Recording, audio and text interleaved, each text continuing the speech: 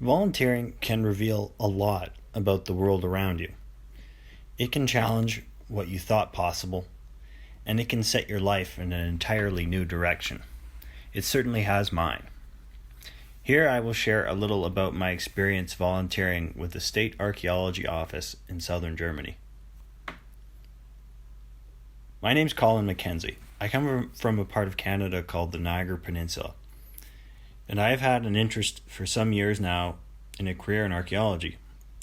After studying history for a few years, it was through a summer course program that I had my first chance to participate in a European archaeological excavation, and since then, I always was looking for a way to get back into this passion. Little did I know, through a by-chance visit to a UNESCO World Heritage Site in Hildesheim, and a little knowledge of the German language, I would someday set off into the archaeology of some of the best preserved sites of late Neolithic alpine lake settlements in southern Germany. In the last 7 months, I have been participating in what is called a volunteer social year. It is a program that allows youth participants to get practical experience at workplaces in various fields of experience.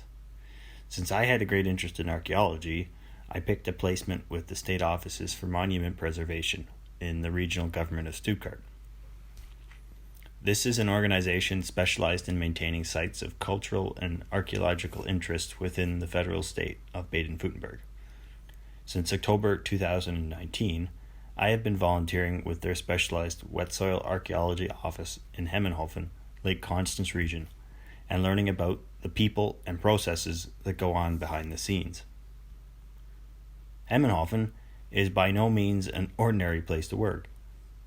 Settled between the rolling hills of the Hoary Peninsula, the Swiss border, and the flowing waters of the Rhine, is this unassuming, repurposed 2-story building. This somewhat remote location is purposely near the many coastal archaeology hotspots of Lake Constance, so that experiments and scientific tests can be quickly conducted without delay nearby the archaeology sites of interest. Inside, the whole building is a highly specialized facility that focuses on late Neolithic coastal settlement archaeology, and it is here I spend my day-to-day when not on excavations. For the first few months at the office, I was introduced to the whole team and familiarized with the different departments that operate here.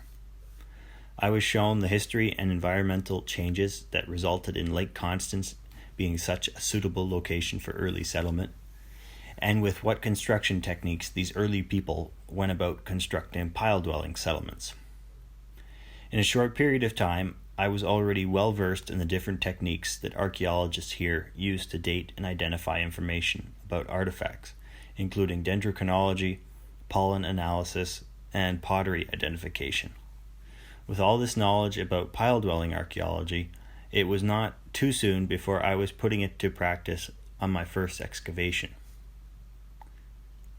Late October, November marked my first encounter with the challenging but exciting work of wet soil excavation.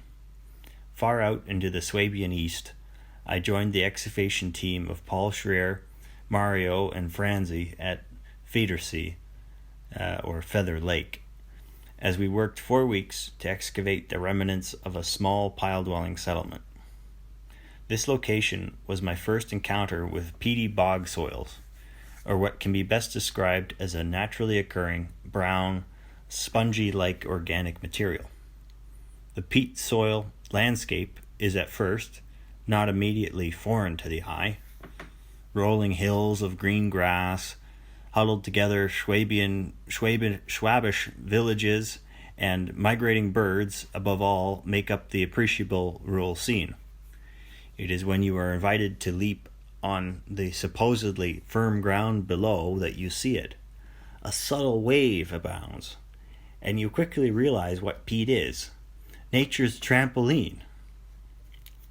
But this soft sponge land below is also an excellent medium to preserve organic artifacts, as it naturally lacks oxygen. Each morning we would assemble our tents, set up the necessary instruments of excavation, and carefully dig back the long-forgotten layers of peat, mud, and root in methodical sequence. At the end of any given day, our lead excavation technician, Paul, would carefully photograph and record the strata, using this information to construct a precisely measured model of the entire excavation. This process continued until we had revealed the most archaeologically significant artifacts from the ground, and nothing was left but the deepest layers of detritus below. The days were long and cold, but good company among our friendly team kept spirits high. Excavations have not been the only circumstance to take me away to distant places. In November, I joined my supervisor Sabine Hagman to a conference at the Natural History Museum of Vienna as part of the German delegation to the transnational UNESCO Pile Dwellings of the Alps World Heritage site. Here, representatives from different European countries collaborated on new strategies to make pile-dwelling history more important to the lives of everyday Europeans and share new methodologies that each team was using to better preserve and protect these important cultural heritage sites. Visiting the Austrian capital for the first time made this experience all the more exciting and truly unforgettable. Into winter, I made the best of my abilities to visualize historical topics and put this talent to work in communicating the process of archaeology.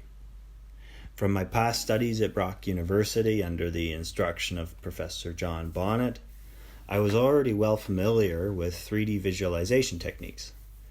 Using the many photos taken from the excavation, we were able to create a three-dimensional representation of each layer of the excavation. I used these models to create a film that shows how each layer contains unique scientific information about settlement construction. I also created a basic 3D reconstruction of what the pile dwelling may have looked like, and an animation that integrated this model into a map of the broader excavation site. There will be still much more to cover, and of course there were some months that were very hard and challenging with the circumstances surrounding the COVID-19 pandemic. But what I can say is that so far I have experienced an incredible array of interesting techniques, people, and experiences volunteering with the state archaeology offices in Hemmenhofen. And it's been more to me than just a volunteering internship, as each notable highlight mentioned here may demonstrate. It has evolved into an incredible broadening of my perception of what is possible in the field of archaeology. It gives me great excitement to think what is possible when technology, scientific research, and creativity come together to tell a story.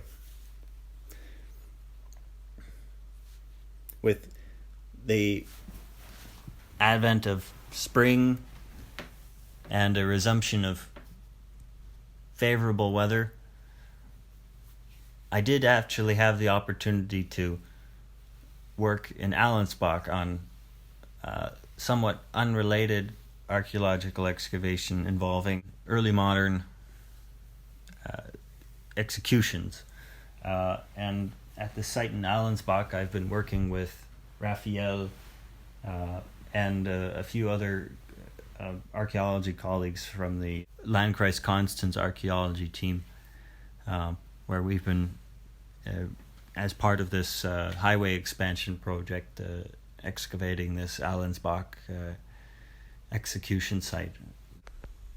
This more or less concludes my presentation. Thank you for taking the time to watch.